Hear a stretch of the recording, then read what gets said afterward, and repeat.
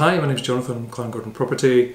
Clan Gordon's a letting agent in Edinburgh. I've been going for about 10 years. The letting agent market has changed quite a bit in the last 10 years. It's more regulated now and there's a letting agent code of conduct. And my colleague Paula is just going to test my knowledge of the letting agent code of conduct. What advice would you give to tenants or prospective tenants who haven't heard of the letting agent code of practice?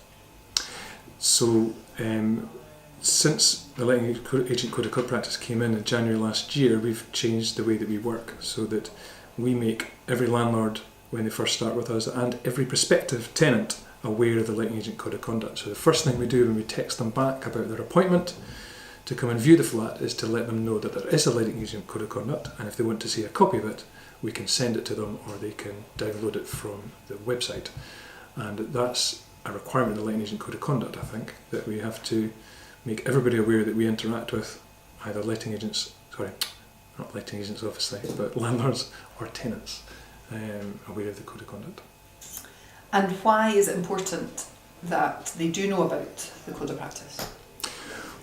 Well, the tenant should be fully informed about the property before they move in. So it's for the last 10 years we've been working in this industry. It's fairly unregulated, quite amateur. Most letting agents don't necessarily know, not necessarily most agents obviously, but a number of letting agents don't necessarily know what they should be doing. Perhaps they don't arrange EPCs before the tenant moves in or before they view it. So tenants don't always understand their rights, and the letting agent code of conduct is partly meant to ensure that they do, and they need to be informed before they do viewings or before they choose to take a property of what they should know about the flat. So things like the energy performance rating and whether it's got electrical inspection, condition reports, gas safety is in place, and the right smoke alarms. So they can actually have a look when they're there and say, yep, it does have the right smoke alarms.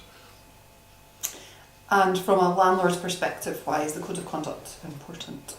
I think for landlords, I've always thought, and partly why we started in this, was that being an unregulated industry, a landlord has a flat that's worth £100,000, £200,000 in Edinburgh or more, and it's managed by somebody that's unregulated. Any other type of investment, people's pensions or shares, or even the money they have in the bank, is regulated and protected to a degree by the Financial Conduct Authority. And so gradually things are improving for landlords in terms of that regulation, but there are still unregulated letting agents out there, and the letting agent code of conduct sets out exactly what an agent should be doing in terms of client money protection.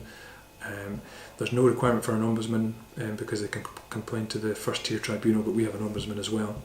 And I just think it's important that landlords know their rights, and so that they can make sure that the letting agent is doing their job properly.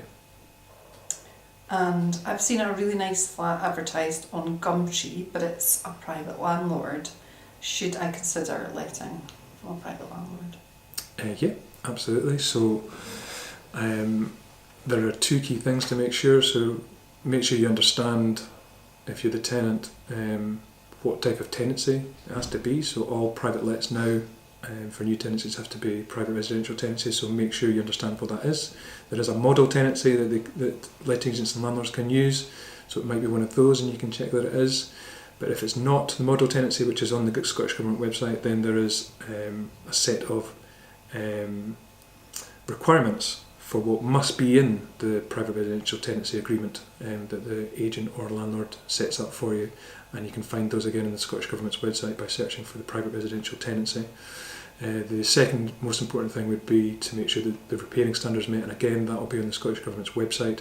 It'll be on our website as well if you search for it. So the key requirements are the safety certificates, so having the right number of mains powered smoke alarms, checking when you move into the property that they're actually interlinked and sound together. So there's one in the hall and one in the living room and a heat detector in the kitchen. Make sure they all sound at the same time. If you press them to test them, make sure you've got the right type of carbon monoxide alarm next to the boiler or gas fire, and make sure you get a copy of a gas safety certificate, electrical inspection condition report completed by a regulated electrician who's a member of NIC, EIC, is this enough?